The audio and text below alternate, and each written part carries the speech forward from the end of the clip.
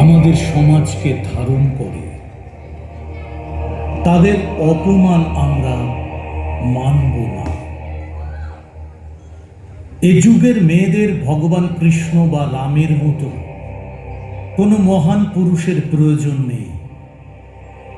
তারা জানে লক্ষ্মী থেকে কিভাবে কালীতে পরিণত হতে হয়। হ্যাঁ, আমরা সেই শুভ সময়ের অপেক্ষা করছি। সেই আসরিক শক্তির বিনাশ করে নারকীয় আধার মুক্ত পৃথিবী আনবে নারীরা।